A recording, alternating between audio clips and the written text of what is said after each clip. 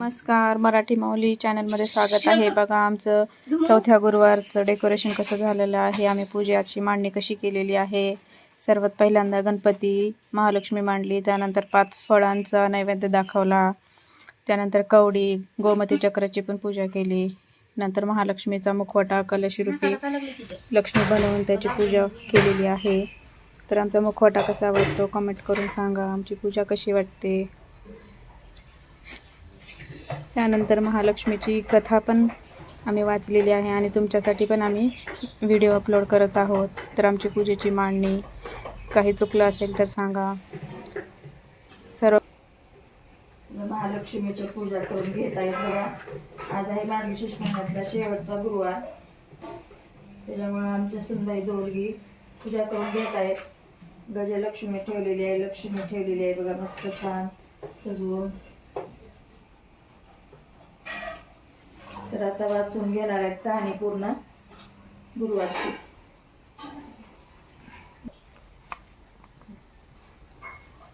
सर्व मंगल मांगल्ये शिवे सर्वार्थ साधिके शरण्ये त्र्यंबके गौरी नारायणी नमोस्तुते नारायणी नमोस्तुते. श्री महालक्ष्मी देवीची कहाणी. श्री गणेशाय नमः. श्री महालक्ष्मी देवे नमः. ओम श्रीं क्रूं ओम धनद धनं देहि मां. ओम धनदाय नमस्तुभ्यं. निधि पद्माधिपाय च भवन्तु त्वत्प्रसादान्मे धनधान्यादि संपदः. मन लावून ऐकावी, ध्यानात ठेवावी. श्री लक्ष्मी देवीची कहाणी. द्वापर युगाची अधिष्ठाती, सौराष्ट्र देशाची मोहिनी श्री महालक्ष्मी देवी. आटपाट नगर होतं. नगराचा एक राजा होता. त्याचे नाव होते भद्रश्रवा. तो दयाळू शूर प्रजादक्ष होता. देवा ब्राह्मणांना साधू संतांना सुखवित होता, आनंद देत होता. राजाच्या राणीचं नाव सूरजचंद्रिका होतं. नाव चांगलं पण स्वभावात अहंकार. मागील जन्मी ती एका वैश्याची पत्नी होती. तिचं नवऱ्याशी भांडण होई. भांडणानं वैतागली, रागानं घराबाहेर पडली. चालत होती अनवाणी रानातून. तिथे तिला दिसल्या सुवासिनी. त्या करीत होत्या लक्ष्मीचं व्रत. ते तिनं पाहिलं. त्यांच्या सोबत तिनंही व्रत केलं. दुःख विसरले, दारिद्र्य गेलं, परिस्थिती सुधारली. देवीची भक्ती फळाला आली. कालांतराने ती मरण पावली. पुढे तिचा पुनर्जन्म झाला. स्त्रीचा जन्म पुन्हा मिळाला, पण भाग्य उजळलं. भद्रश्रवा राजाशी तिचा विवाह झाला. ऐश्वर्यात लोळू लागलं. गर्वानं ती फुगली. गरिबांना विसरली. तोऱ्या ताठ्यानं फुगली. दास दासींवर रागावली. एकदा काय झालं, देवीच्या मनात आलं, राणीला आपण भेटावं, मागच्या जन्मीची आठवण द्यावी, ओळखते की नाही हे बघावं. राणी राजवाड्यात सुखाने राहत होती. राजाही कौतुक करी तिचे लाड पूर्वी. त्या दोघांना पुढे 7 पुत्र आणि 1 कन्या झाली. कन्येचं नाव होतं शांबाला. एके दिवशी काय झालं, देवीने म्हातारीचं रूप घेतलं. फाटकं वस्त्र नेसली, माथी मळवट फासला, हाती काठी घेतली. काठी टेकीत टेकीत राणीला भेटायला आली. तिनं आरोळी दिली. अरे, आहे का घरात कुणी? कुणी घास देईल का? दासी बाहेर आली. म्हातारी दारात दिसली. तिने विचारलं, कोण ग तू? आलीस कुठून? काय काम काढलं आहे? तुझं नाव काय? गाव कोणतं? तुला हवंय काय? मधून मधून खोकत हळू आवाजात म्हातारी सांगू लागली, माझं नाव कमला, द्वारकेहून आले ग. राणीला भेटायचंय. कुठं आहे ग राणी? दासी म्हणाली. राणी साहेब महालात आहेत. सख्यांशी गप्पा मारतायत. त्यांना सांगितलं तर माझ्यावर रागावतील. तुला ग त्या कशा भेटणार? काय तुझा हा अवतार? तुला पाहून माझ्यावर ओरडतील, उनदुन बोलतील. त्यांच्या सख्याही तुला हसतील. तू जरा आळोशाला बैस. मैत्रिणी गेल्या म्हणजे मी सांगते त्यांना. म्हातारी रागावली, मनोमन संतापली. तुझी राणी पैशाला भाळली, माणुसकी विसरली, दारिद्र्य मेली. आज झालीये राणी, पण देवीला विसरली. माझ्यामुळेच ना. मीच तिला व्रत सांगितलं देवीचं, ते तिनं केलं. आता राणी पदावर बसली. देवीला आठवणही राहिली नाही. गर्व झालाय संपत्तीचा. पैशाची धुंदी आली. गोरगरिबांची पर्वा नाही. थोड्या मोठ्यांच्या मुली त्या झाल्या मैत्रिणी. म्हातारी गरीबन भिकारीन तिला कोण विचारतंय, पण याचं फळ तिला भोगावंच लागेल. तेव्हाच तिचे डोळे उघडतील. जाते मी. दासी घाबरली. तिनं म्हातारीला पाणी दिलं. हात जोडून म्हणाली, ते व्रत मला सांगाल, मी ते नेमानं करीन. उतणार नाही, मातणार नाही, घेतला वसा टाकणार नाही, दिलेला शब्द मोडणार नाही. त्या दासीला व्रताचा वसा सांगितला. म्हातारी उठली, काठी टेकीत निघाली. तोच माडीवरून राणीची कन्या शांबाला धावत आली. ती कळवळून म्हणाली, आजी रागवू नका, चुकली माझी आई. तिच्या वतीनं मी क्षमा मागते. कृपा करा, दिलेला शाप मागे घ्या, पाया पडते तुमच्या. म्हातारीला मुलीची दया आली. म्हातारीनं क्षणभर त्या मुलीकडे पाहिलं आणि तिला लक्ष्मी व्रताचा वसा सांगितला.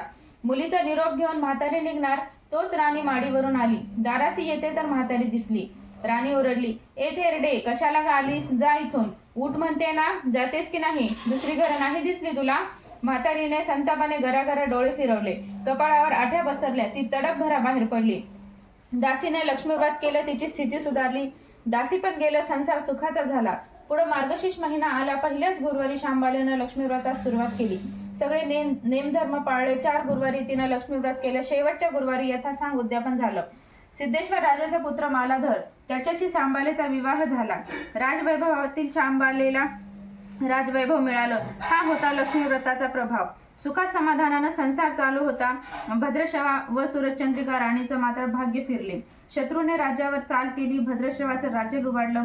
सूरजचंद्रिकेचं राणीपद गेलं. भद्रश्रवाला वाईट वाटलं. पूर्वीचे दिवस आठवले. रानावनात फिरून राजा राणी कष्टाने दिवस काढत होते. भद्रश्रवाला कन्येला भेटावंसं वाटलं. तो एकटाच निघाला. चालून चालून दमला. नदीकाठावर विश्रांतीसाठी थांबला. नदीकडे येताना राणीच्या दासीनं भद्रश्रवाला पाहिलं. घाईघाईनं ती राजवाड्यात गेली. राजाला सांगितलं. मालाधरानं माणसं पाठवली आणायला रथ पाठवला. सासऱ्यांना घरी आणलं. सन्मानानं नवी वस्त्र व कंठीहार दिला. शांबाला वडिलांची काळजी घेत होती. काही दिवसांनी राजाला वाटलं आता परत जावं. जावयाला तसं त्यानं सांगितलं. मुलीला निरोप घेतला. जावयानं मोहरा भरलेला हंडा नोकराकडे देऊन राजासोबत पाठवलं. राजा घरी परतला. चंद्रिकेला भेटला. हंडा पाहून ती आनंदली. घाईनं तिनं झाकण काढलं. आत बघते तर काय तिला कोळसेच दिसले. सूरजचंद्रिकेनं कपाळावर नशिबाला दोष दिला. नवऱ्याला सांगितलं ते ऐकून तोही चकित झाला. दुःख पाडला करीत होते. दारिद्र्य सरत नव्हते. चिंतेचे सावट पसरत होते. काळजीचा वनवा भडकतच होता. सूरजचंद्रिकेचा एक एक दिवस दुःखाचा जात होता. एक दिवशी तिला मुलीला भेटावं, डोळे भरून पाहावं वाटलं. नशिबाचे भोग भोगायचेच आहेत. सूरजचंद्रिका घरून निघाली. मुलीच्या सासरी पोचली. तो दिवस गुरुवारचा होता. नदी तीरावर जरा वेळ बसली. दमली होती. त्याच वेळी एक दासी नदीवर आली. तिनं राणीच्या आईला ओळखलं. घाईनं ती महालात गेली. राणीला निरोप दिला. तुमची आई आली. नदी किनारी बसली. खूप दमलेली दिसली. तिला आणायला कोणीतरी पाठवा. शांबालेनं सारथ्यासोबत रथ नदीकडे पाठवला. आईला घेऊन यायला सांगितलं. आई रथात बसून महालात आली. आईला बघताच शांबालेनं आनंदाची मिठी मारली. मुलीचं वैभव पाहून तिचं मन तृप्त झालं. तोंडून शब्द फुटेना. आईनं स्नान केलं. मुलीनं तिला पैठणी दिली. सोन्या मोत्यांचे दागिने दिलं. आईचं रूप अधिकच खुललं. दुपारची वेळ झाली. शांबालेनं भक्तिभावानं लक्ष्मीची पूजा केली. आरती झाली. धूप दीपांचा वास दरवळला. शांबालेचा कडकडीत उपवास होता. भोजनाची तयारी झाली. तिनं आईला जेवायला बोलवलं. सूरजचंद्रिका पाठावर येऊन बसली. पण ती एकदम शांत होती. तिला मागचा जन्म आठवला. लक्ष्मी देवीच्या कृपेने या जन्मी ती राणी झाली होती. ती म्हणाली, श्यामा मी देखील तुझ्यासोबत उपवासच करेन. श्यामा म्हणाली, ठीक आहे. मार्गशीर्ष महिना होता. मुलीनं 4ही गुरुवारी व्रत केलं. ते आईनं पाहिलं. तीही उपवास करू लागली. देवीला भक्तिभावानं प्रार्थना करत होती. महिना संपला. घरी जायचा विचार ठरला. पोचवायला शांबाला सोबत गेली. 4 दिवसांनी शांबाला निघाली. मालाधर राजाने पाठवलेला पैशाचा हंडा घेतला. त्यात मीठ भरलं. तो नोकराजवळ देऊन पुन्हा ती सासरी आली. गप्पा मारता मारता वेळ कसा जात होता त्याचेही भान तिला नव्हते. मालाधराने विचारलं, माहेराहून काय आणलंस? शांबालेनं सोबत आणलेल्या हंड्याकडे बोट दाखवलं. मालाधरानं उत्सुकतेनं झाकण काढलं. त्यात त्याला काय दिसलं? मिठाचे खडे. अगं वेडे, मिठाचे खडे कशाला आणलेत? इथं मिळत नाही मीठ? मीठ मिळतं ना, पण हे मीठ माझ्या वडिलांच्या राज्यातलं आहे. समुद्राचं आहे हे मीठ. समुद्र तीरावर दूरवर माझ्या वडिलांचं राज्य होतं. पण आज शांबालेच्या सांगण्यातली खोच राजानं हेरली. तो विचारात गुंगला. शांबाला म्हणाली, हे मीठ जीवनाचं अमृत आहे. अन्नाला चव येते ते मिठानंच. मीठ नसलेला पदार्थ आणि ज्याचं मीठ खावं त्याच्याशी इमानी असावं. त्याचं रक्षण करावं. कामात कसूर झाली तर प्रसंगी प्राणही द्यावे. मालाधर राजा निश्चयानं उठला. त्यानं आपले सेवक सासऱ्याकडे पाठवले. त्यांना बोलावून घेतलं. भद्रश्रवाला काय झालं कळलंच नाही. ताबडतोब तो जावयाकडे आला. दोघांची गुप्त बैठक झाली. विचार पक्का ठरला. भद्रश्रवानं अनुमती दिली. मालाधरानं मुख्य सेनापतीला तात्काळ भेटवण्यास बोलवलं. सेनापती आले. त्याने मालाधराला वंदन केले. आज्ञा करावी महाराज. ते म्हणाले, भद्रश्रवाचे राज्य जिंकलेल्या शत्रूवर ताबडतोब स्वारी करा. प्रत्येक सैनिकाच्या हातात हंड्यातला मिठाचा एक एक खडा ठेवा. शपथ घेऊन प्रत्येकाला झुंजायला सांगा. राजाची आज्ञा झाली तशी सेनापतीने व्यवस्था केली. दुसऱ्या दिवशी सोबत सेना घेऊन बेसावत शत्रूवर चाल केली. शत्रूच्या राज्यावर सारे सैनिक तुटून पडले. मालाधराचे सैन्य बेभान लढत होते. शत्रू सैनिक जमिनीवर कोसळत होते. सूर्य पश्चिमेकडे जात होता. अंधार हळूहळू पसरत होता. शेवटी मालाधराच्या सैन्यानं शत्रूचा फडशा पाडला. अपूर्व विजय मिळवला. भद्रश्रवाचं राज्य पुन्हा मिळालं. मालाधराला व शांबालेलाही आनंदाची बातमी सेनापतीने ताबडतोब कळवली. सैनिकांनी शत्रू राज्यातील खजिना लुटला. अफाट संपत्ती मिळवली. ती पोत्यात भरून मालाधराकडे आणली. त्यात सोन्याच्या मोहरा, बरीच नाणी होती आणि शस्त्रांचा साठाही होता. मालाधरानं भद्रश्रवा सूरजचंद्रिका राणीस घेऊन यायला सांगितलं. ती आल्यावर घरात आनंदाचं उधाण आलं होतं. तो होता गुरुवार. शांबालेनं लक्ष्मी व्रताची पूजा केली. आरती झाली. धूप दीपाचा सुगंध दरवळला. तिनं व तिच्या आईनं उपवास केला. रात्री देवीची आरती झाली. देवीला नैवेद्य दाखवून सर्वांनी पक्वान्नाचं जेवण केलं. मार्गशीर्ष महिन्यातला हा शेवटचा गुरुवार, लक्ष्मी व्रताचा शेवटचा दिवस, मंगल मुहूर्ताचा दिवस. मालाधरानं भद्रश्वाचे राज्य त्याच्या स्वाधीन केले. त्यानं या व्रताची सांगता झाली. राजा राणी सौराष्ट्रात आले. सूर्यचंद्रिकेनं पुन्हा लक्ष्मी व्रताचा वसा घेतला. तो आजन्म पाळला. घरची स्थिती सुधारली. राजाचे 7 पुत्र दूर देशाहून अचानक घरी आले. त्यांना पाहून आई वडिलांना आनंद झाला. या व्रतामुळे राजा राणी सुखी झाले. दुःखाचे वादळ सरले. अशी 60 उत्तरांची कहाणी. 5 उत्तरी सुफळ संपूर्ण. सर्वांनी देवीला वंदन करावं. त्यांचं घर सदैव आनंदित राहावे अशी लक्ष्मी देवीला प्रार्थना करावी.